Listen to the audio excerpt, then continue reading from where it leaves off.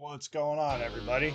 I figured I would pop on here real quick and do a quick album review. I know the past couple have been wrestling themed stuff. I know some people like it, some people don't, but kind of my that's one of the pillars of the content, the videos I do here, and the other one is a lot of metal stuff. So I figured I would do an album review. And the album I'm reviewing is the brand new EP from Kai, Where Ancient Gods Reign. This is my buddy Paul Kreutz, one of my e-buddies here. It's his one-man project. He's got about 3 EPs out currently. There's The Conqueror King, Tales from the Land of Fire, and now this one. It's 8 songs, about 32 minutes of music. There's 2 covers at the end of the album at the EP. But fantastic stuff. I mean, I'm not going to bore you to tears and go into painstaking detail about the album. Paul does all of the writing, the recording, guitar, bass, vocals. He records, he programs, I should say, drums when he's doing the recording. And this is all his stuff. It's what he refers to as Hawaiian Death Metal. If you're not familiar, it's lyrically a lot of Hawaiian folklore, superstition, scary tales told over a fire, that sort of thing. Very cool. He recently was on the Tampa Mortar podcast. I don't know if any of you are familiar with it, but if you are, go check it out. It's very cool. They have tons of different people on there from various bands, genres, and whatnot, and they go into real in-depth discussions. They just had Paul on there recently. It was him, and the episode also featured Bulldozer from Interceptor, who's also working with Mantis and Abaddon on some festival gigs. They've had Revik on there from Morgan Red. They've had a lot of different bands. There's a few others that kind of caught my eye recently, but I can't remember off the top of my head who it was. But they have all sorts of cool, like if you're trying to watch long-form interviews with people from death metal bands, black metal bands, and whatnot, it's a good source. Again, Tampa Mortar, go check it out. Ed Webb, and I should remember the other guy's name. He's in Generic Christ, but very cool stuff. Paul was on there. He was discussing the album, his early life, and where he's going from here with the band. He had a very cool story explaining the lyrics behind A Promise to My Sons, which is the second song on this. I'm not gonna. I would prefer you go onto the Tampa Mortar and check it out because it's pretty cool. Very brutal, very metalized lyrics, but all stories from war history of Hawaii. But yeah, it's a fantastic album. Overall, musically, Paul's a great guitar player. Very solid riffs, great leads. Can't really say too much about the drums because they're programmed. Vocally, I think I was probably the most impressed with. I mean, his bellowing, guttural vocals are top tier. I mean, he does a really good job with those. And then a lot of the high registers that he gets. The shrieks are like they're veering into black metal territory at this point, which when I mentioned that to him, and he said that he was kind of inspired by listening to a lot of Dissection, which is, it sounds about right, very cool stuff. I always compare his band to Hypocrisy because it has a lot of elements of Hypocrisy in there. Peter's vocals, a lot of the more melodic death metal tones that you're going to find with bands like Hypocrisy, Amorphous, maybe Grave, a little bit of Grave, but a lot of stuff like that, particularly that whole, like, the Swedish death metal, the stuff that was a little bit more melodic is definitely where I would say this veers towards quite a bit. But overall, the songs are fantastic. As far as some of my favorite ones, the aforementioned The Promise to My Sons is really good. The Famine of Maui is good. Night of the Fallen Sands. But overall, this is a fantastic album. I would recommend people go to his Bandcamp and go get yourself a copy of it. What else can I say about it? I'll talk about the covers. He does a couple. He does a Rotting Christ cover, Among Two Storms, and he does the Exile of the Sons of Wislu by Amorphous, which I should have been flogged and beaten with reeds because I'm familiar with the Carillianismus. I own it. I listened to it just a few months ago, and for whatever reason, my brain didn't correspond with the fact that that was the song he did. But he does an excellent cover of that.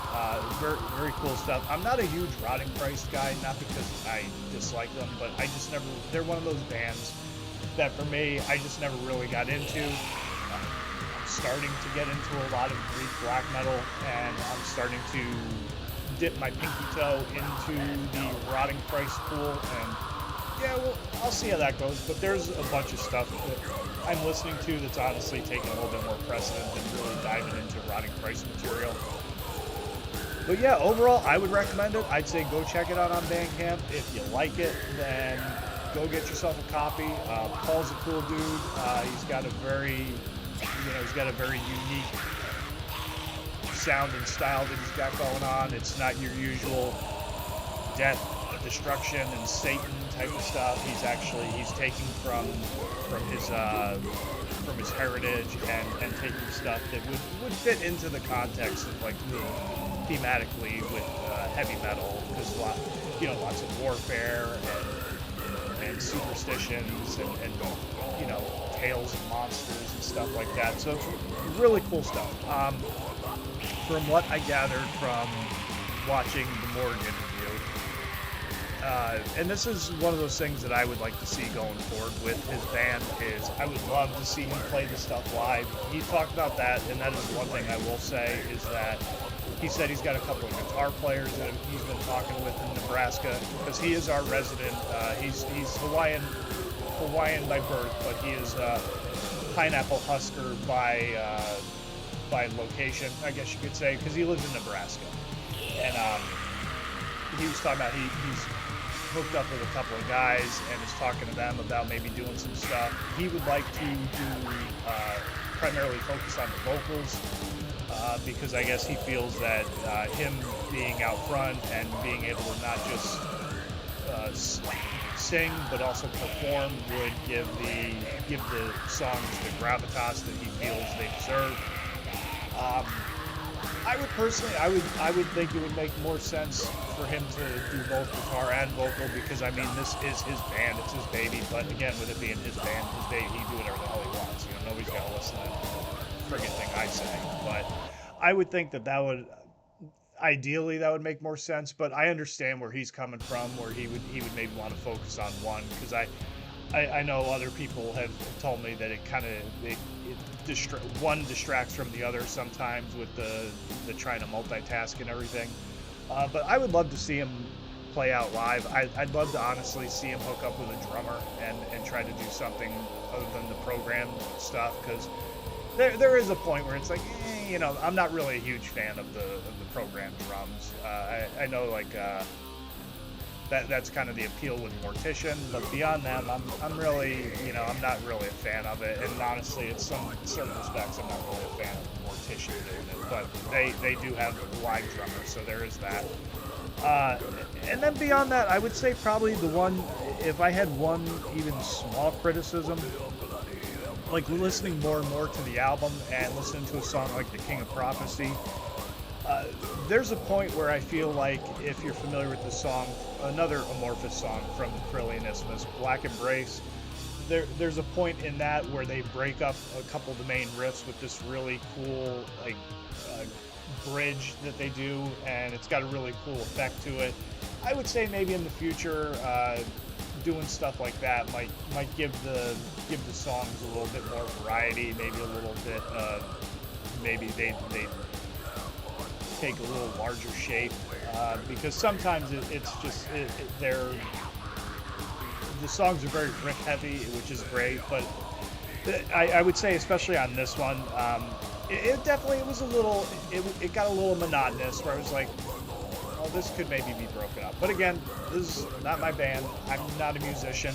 The little bit of guitar that I play is tuned to craft standards, so it's probably really not my place to even critique people. But, you know, it's my channel, so, and, you know, it's moonshine talking, so I'm talking, and this is part of my opinion.